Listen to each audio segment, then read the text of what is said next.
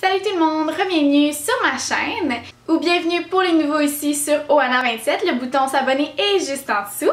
Comme introduction, je voulais juste vous dire que j'ai recoupé mes cheveux encore. Je suis complètement folle. Aujourd'hui, je reviens avec une nouvelle vidéo plutôt spontanée parce qu'elle est vraiment pas planifiée. J'ai rien écrit de script ou de ligne directrice de qu'est-ce que j'avais envie de vous dire. C'est vraiment arrivé sur le moment. C'est vraiment une vidéo qui m'est venue spontanément ce matin. J'avais envie de vous parler d'anxiété parce que ça a été vraiment une grosse partie de ma vie, puis ce l'est encore quand même, une grosse partie de ma vie. Puis j'avais envie de vous parler un peu de mon expérience avec ça, puis comment je réussis à m'en sortir sur une base régulière. Je vis avec un trouble d'anxiété généralisée qui a été diagnostiqué seulement il y a 2 ans, sauf que si je me fie avec mon expérience personnelle, tout ça, je pense bien que je fais de l'anxiété depuis que je suis en secondaire 1, donc depuis que j'ai 12 ans, je vais avoir 21 ans bientôt. Donc ça vous donne une petite idée de combien de temps que je vis avec de l'anxiété. Avant, ça avait jamais été diagnostiqué parce que mon médecin croyait pas à l'anxiété. Il pensait que j'avais des maux d'estomac, de la misère à digérer, puis que dans le fond, ça n'avait pas rapport à l'anxiété, même si je disais que est-ce que ça se pourrait que ça soit ça, que ça soit le stress. Puis il me disait non, non, non, c'est sûr que c'est pas ça. Donc il m'avait prescrit plein de médicaments pour m'aider à digérer. Je devais prendre 2-3 pilules par jour, puis finalement ça faisait rien, là, ça faisait juste me sentir encore plus mal. Donc j'ai arrêté tout ça assez drastiquement quand j'étais en secondaire 2. Moi mes symptômes quand je fais des crises d'anxiété, c'est vraiment la grosse panique. J'ai le cœur qui pompe de même. J'ai chaud, je suis pas bien, j'étouffe dans mon propre corps. Puis souvent j'en viens à être malade, donc je vomis en général. C'est pas mal moi mes symptômes que j'ai quand je fais des crises d'anxiété. Des fois ça reste dans ma tête. Je suis pas bien, je suis pas bien, je suis pas bien, je suis pas bien, je suis pas bien, je suis pas bien, je suis pas bien, je suis pas bien, je suis pas bien constamment pendant des heures. Des fois j'arrive pas à revenir sur la terre ferme. Puis je rembarque dans mon cycle, puis je rembarque dans mon cycle, puis je suis malade, puis j'embarque, puis là, je suis malade, puis je rembarque. Mais ces temps-ci, c'est plutôt rare que je fais des crises comme ça, donc je suis vraiment contente. Mes causes principales, c'était vraiment l'école, mes rentrées scolaires, les présentations orales, les travaux à remettre, des choses que j'étais pas satisfaite, exemple, j'avais fait un travail, j'étais pas satisfaite de quoi il y avait l'air, donc ça me causait de l'anxiété, je voulais pas aller à l'école, remettre ce travail-là parce que j'avais peur que ça soit pas, j'avais pas une bonne note.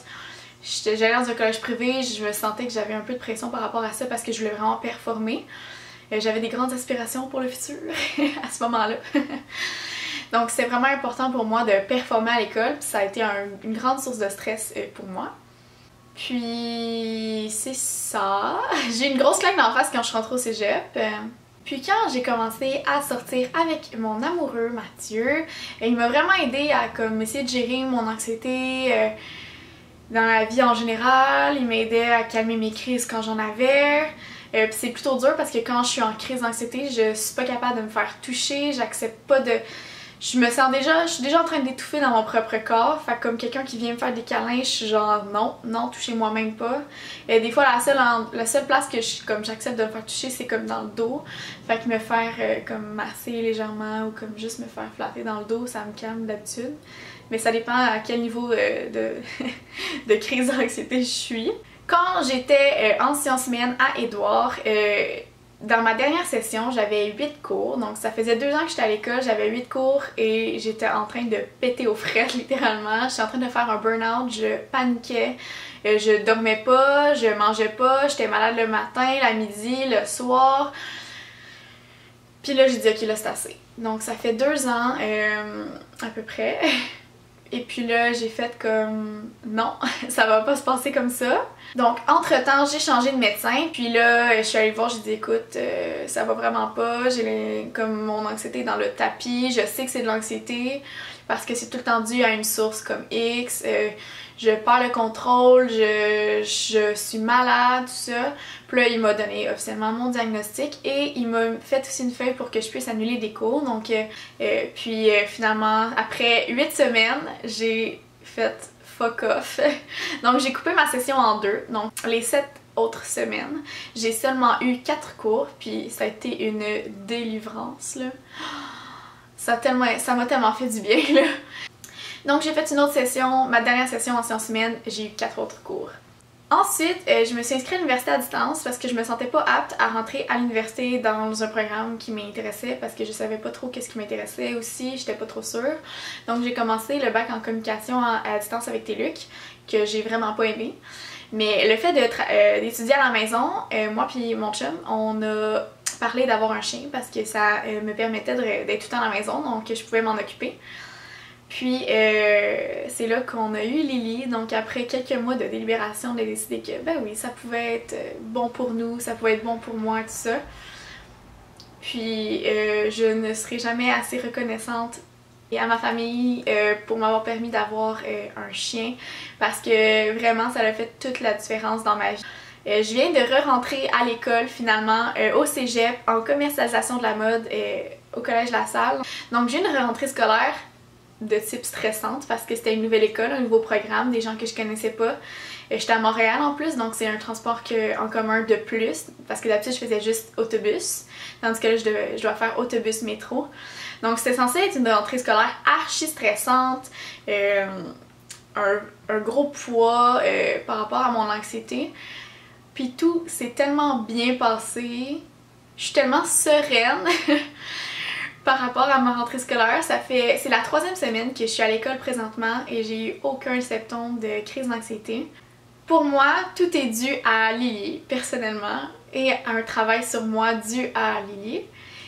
Parce que Lily, elle me force à sortir dehors à tous les jours, matin et soir, d'aller prendre une marche avec elle, la faire bouger, d'aller au parc à chiens, de rencontrer des gens, de rester dehors, de respirer l'air frais, de faire de l'exercice un minimum à tous les jours. Elle me force à être disciplinée. Puis Lily, ce temps-ci, est tellement fine, est tellement gentille, équilibrée, tout ça. Puis je me dis, tu sais, si elle est comme ça, c'est un peu à cause de moi parce que j'ai bien fait ma job. Donc ça me donne vraiment confiance en moi.